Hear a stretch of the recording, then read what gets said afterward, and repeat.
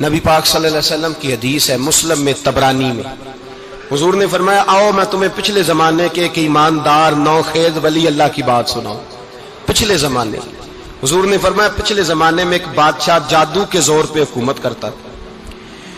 جب وہ ایک جادوگر اس نے رکھا ہوا تھا تو جادوگر اس کو جادو بتاتا، وہ جادو کے زور پر حکومت کرتا۔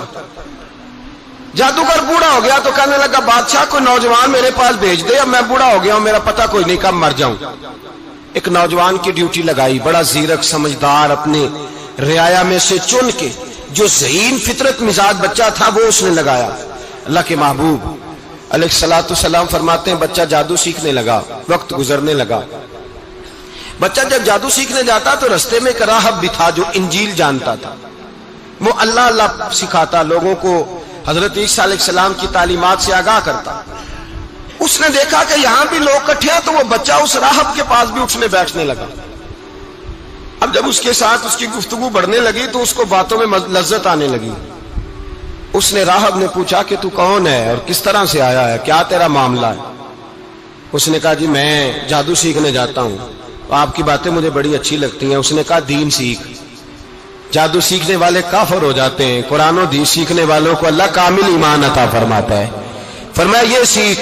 بچہ بیٹھنے لگا، اس کے پاس آنے لگا، باتیں دل میں گھر کرنے لگی۔ ایک وقت آیا کہ مسلمان ہو گیا، اور مسلمان کیسے ہوا؟ بچہ کہتا ہے میں تجربہ کر کے ہوا۔ اب میں تھوڑا سا وقت جادوگر کے پاس بھی جاتا اور باقی سارا وقت وہاں بیٹھتا۔ میں ایک دن جا رہا تھا تو رستے میں اژدہا تھا، بہت بڑا سانپ تھا، رستہ روک کے کھڑا تھا۔ یہ حضور نے بیان کی حدیث۔ نبی پاک صلی اللہ علیہ وسلم فرماتے ہیں بچہ کہتا ہے کہ رستے کے اندر سانپ ہے، رستے بند ہے، لوگ چھتوں درختوں پہ چڑھے ہیں، راش ہے۔ کہتے چھوٹا سا روڑا میں نے اٹھایا تو میں نے کہا اللہ اگر جادوگر سچا ہے تو اسے مار دے۔ چھوٹا سا روڑا میں نے پھینکا، اژدہا کوئی نہ مرا۔ پھر چھوٹا روڑا اٹھایا، میں نے کہا اللہ اگر وہ عالم سچا ہے تو اسے مار دے۔ اب جب میں نے روڑا مارا تو اژدہا مر گیا۔ میرے اندر سے گواہی آئی نہیں دین کی باتیں سچی ہیں، نہیں قرآن کی باتیں اسلام سمجھانے کے لیے عرض کر رہا ہوں، اگرچہ اس دور میں انجیل تھی، اللہ رسول کی باتیں اچھی ہیں۔ کہتے میں مسلمان ہو گیا، اب میں نے راہب کے پاس ہی رہنا شروع کر دیا، جادوگر کے پاس چھوڑ دیا اس بچے نے آنا۔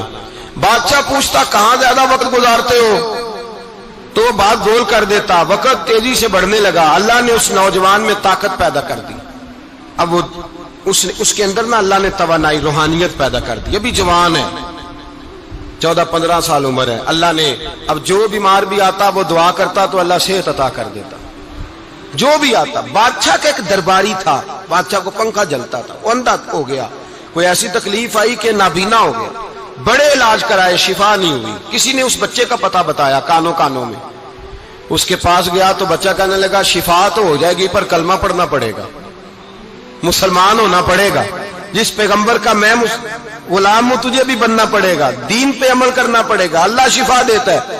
اس نے کہا تو مجھے کلمہ پڑھا، مجھے شفا دے، میں تیار ہوں۔ اس نے کہا شفا تو اللہ دیتا ہے۔ اس نے اللہ تبارک و تعالیٰ کا ذکر کر کے دعا مانگی، یہ مسلم شریف میں حدیث ہے، طبرانی میں موجود ہے۔ اللہ نے اسے شفا دی، اس نے کلمہ پڑھنا شروع کر دیا۔ یہاں ایک نقطہ لکھا ہے ہمارے علماء نے، کہتے ہیں جب اللہ ولایت عطا کرتا ہے نا تو یہ سفید بالوں والے کا حصہ نہیں ہوتی۔ اگر جوانی میں کوئی آدمی توبہ کر کے تصوف کے رستے پہ چلتا ہے تو سب سے زیادہ ولایت اللہ اسے عطا فرماتا ہے، سب سے زیادہ ولایت اس کے پاس ہوتی ہے۔ ابھی اس کے بال کالے ہیں، چڑھتی جوانی ہے، دعا کی تو اللہ نے، اور حدیث پاک میں موجود ہے کوڑے آتے تو شفا یاب ہو جاتے، اندھے آتے تو شفا یاب، برس والے آتے تو اللہ سے دے۔ جوان ہے، بادشاہ کے پاس وہ واپس گیا، وہ جو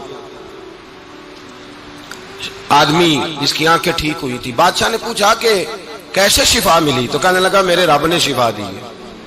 بادشاہ سجدے کراتا تھا، اپنے آپ کو منواتا تھا معاذ اللہ، کہنے لگا میرے علاوہ کون رب ہے؟ اس نے کہا وہی رب ہے جس نے تجھے پیدا کیا ہے، اور وہی رب ہے جس نے مجھے اندھے کو آنکھیں دی ہیں، وہی ہے میرا مالک۔ کہا اچھا تو مجھے نہیں مانتا؟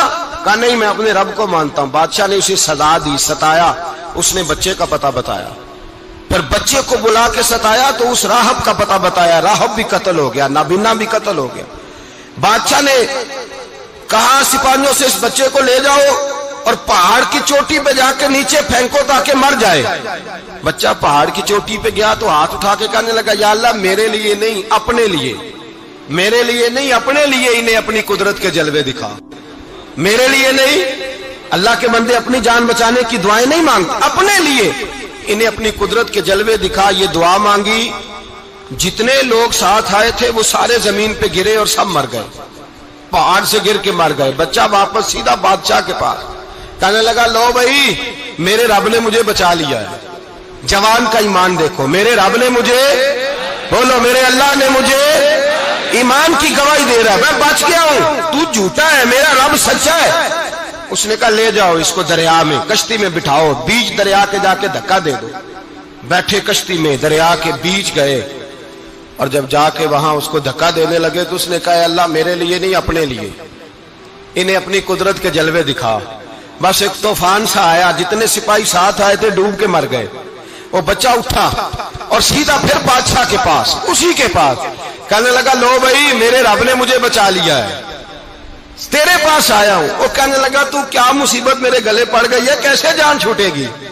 تو بچہ کہنے لگا اگر تو مجھے باندھے درخت کے ساتھ اور سارے ملک کو بلائے، لوگوں کو اکٹھا کرے، پھر تو مجھے تیر مارنا، میں تجھے بتاؤں گا کیسے مارنا ہے، میں مر جاؤں گا. اللہ کا بندہ نوجوان ایمان دیکھو، مرنے کے طریقے بتا رہا ہے، میں تجھے بتاؤں گا میں کیسے مروں گا. یہ بات کہی، بادشاہ نے سارا مجمع جمع کیا، ملک سارا باہر آ گیا، درخت کے ساتھ باندھ دیا. کہنے لگا بھائی لوگوں یہ مجھے مارنا چاہتا تھا، مار نہیں سکا، اب میں اسے بتانے لگا ہوں کہ میں کیسے مروں گا. اسے کہو جب تیر مارے تو ساتھ میرے رب کا نام بھی لے، میں اپنے رب کے نام پہ جان دوں گا، ایمان کی پختگی میں اللہ کے نام پر جان دوں گا. اسے کہو رب کے نام پہ مارے، مر جاؤں گا. بادشاہ نے اللہ کہہ کے تیر مارا، پیشانی میں لگا، بچے کی روح پرواز کر گئی. جتنا مجمع کھڑا تھا سارا کلمہ پڑھ کے مسلمان ہو گئے، سارے مسلمان ہو گئے سارے. میرے رسول پاک سید عالم صلی اللہ علیہ وسلم نے نوجوانوں کو بتایا جب تمہارے اندر ایمان کی قوت آئے گی تو اللہ تمہاری مدد کرے گا. فرمایا وہ نوخیز ولی تھا، ابھی جوان رانا تھا، ابھی اس کی پیشانی پر جوانی کے آثار تھے، لیکن اس نے اللہ کو راضی کیا، رب کریم کو راضی. ولایت کا مطلب بڑھاپا نہیں، ولایت کا مطلب وہ نہیں کہ جب بڑا لمبا وقت گزر جائے تو پھر آدمی آئے کہ نہیں اب کیا کرنا ہے، اب مسجد ہی ہے، اب تو اس کے علاوہ گزارا ہی کوئی نہیں. تو اس وقت کا آنا اللہ کی بارگاہ میں قبول تو ہے، لیکن شاباشی اسی کو ملتی ہے جو جوانی کے وقت آئے، جو عین اس وقت آئے جو وقت میرے رسول پاک علیہ السلام کے غلام عبداللہ ابن عمر، حضرت عبداللہ ابن عمر رضی اللہ تعالیٰ عنہ فرماتے ہیں کہ میں نکلا، مجھے سفر کے لیے جانا تھا، تو تھوڑی سی کھجوریں، تھوڑا سا سرکہ، ایک شہد کی بوتل، چیزیں میں نے سفر کے لیے ساتھ رکھ لی. میں جب مدینے سے باہر صحرا میں نکلا نا تو رمضان نہیں تھا، غیر رمضان تھا.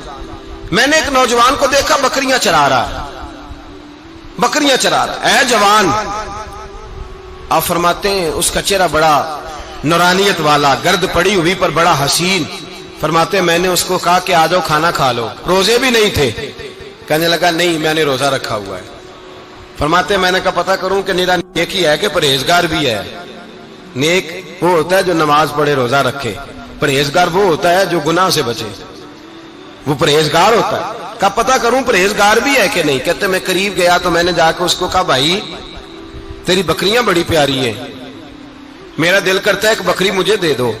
کہتے وہ جوان، غربت بھی، پریشانی بھی، پر دامان توکل کی یہ خوبی ہے کہ اس پر پابند لگے ہوتے ہیں، دھبے نہیں ہوتے. غربت ہے. کہا جناب ایک بکری دے دو. آنے لگا جناب بکریاں میری نہیں، بکریوں کا مالک کوئی اور ہے. کہتے میں نے آزمانے کے لیے کہا کہ بکریوں کے مالک کو کہنا ایک بکری بھیڑیا لے گیا ہے، کہہ دینا بھیڑیا لے گیا ہے.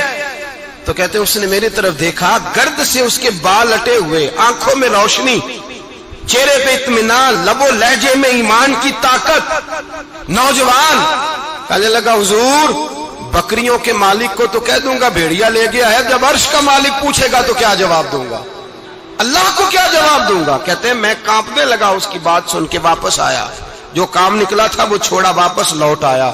میں نے پتہ کیا کس کا غلام ہے، پتہ چلا فلاں آدمی کا ہے. کہتے میں نے پہلے غلام خریدا، پھر پتہ کیا تیرے پاس بکریاں کتنی ہیں، اس نے کہا 400. کہتے میں نے مالک سے ساری بکریاں خریدی، پھر غلام کو بلایا، پھر وہ بکریاں تحفے میں دی، تحفے میں۔ کہنے لگا حضور یہ سارا کچھ مجھے کیسے ملا؟ میں نے کہا تیرا ایمان بڑا پختہ تھا تو میرے رب نے تجھے انعام عطا فرمایا۔